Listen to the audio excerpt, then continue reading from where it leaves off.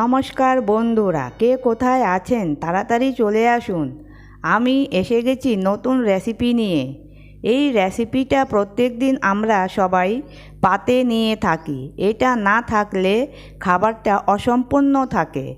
এবার বেশি কথা না বলে রেসিপিটা শুরু করি। বাংলা টেস্টে সবাইকে স্বাগত। বাই দ্য ওয়ে, আমি কবিতা চ্যাটার্জি। এখানে আমি 1 কিলো টমেটো নিয়ে প্রথম ধুয়ে নিয়েছি ভালো করে, তারপরে কেটে নিয়েছি এইভাবে।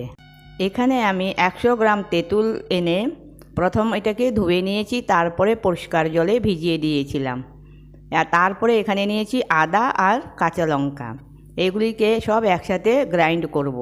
এই যে টমেটো, তেঁতুল আর আদা, কাঁচা লঙ্কা সব গ্রাইন্ড করে নিয়েছি একসাথে।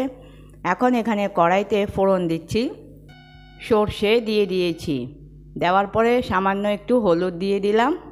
তারপরে এই সব যে পেস্ট করে রেখেছি টমেটো তেঁতুল সব মিলিয়ে সব দিয়ে দিয়েছি।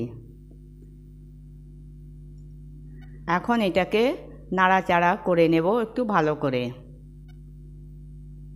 যতক্ষণ এটা মধ্যে বয়েল না আসে ততক্ষণ এটাকে নাড়াতে থাকবো।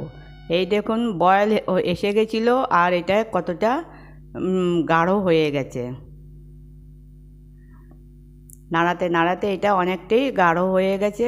এবার দিয়ে দিচ্ছি গুড়ের জল। গুড়টাকে আমি ভিজিয়ে রেখেছিলাম। গুড়টাকে প্রথমে ধুয়ে নিয়েছিলাম, ধুয়ে তারপরে গুড়টাকে ভিজিয়েছি, তারপরে এটাকে জলটাকে ছেঁকে নিয়েছি, ছেঁকে তারপরে দিয়েছি টমেটোতে।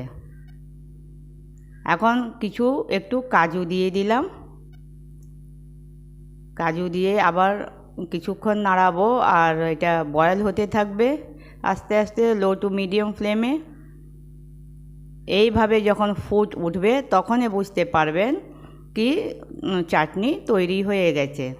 এই দেখুন আমার চাটনি কি সুন্দরভাবে তৈরি হয়েছে। সার্ভ করে নিয়েছি, খুব সুন্দর দেখা যাচ্ছে। কার কার চাটনিটা দেখে জিভে জল এসেছে কমেন্ট করে জানাবেন। আরেকটা কথা আমি বলতে চাই, আপনারা কে কোথা থেকে দেখছেন, কোন শহর থেকে, শহরের নামটাও লিখে দেবেন। এবার দেখুন আমার এই চাটনির রেসিপিটা যাদেরকে ভালো লেগেছে তারা একবার লাইক আর সাবস্ক্রাইব করে নেবেন আর নিজের ফ্রেন্ড সার্কেলে শেয়ার করে দেবেন। আমি আবার একটা নতুন রেসিপি নিয়ে তাড়াতাড়ি চলে আসব। ততক্ষণ আপনারা হাসতে থাকুন, হাসাতে থাকুন আর সুস্থ থাকুন। Bye bye.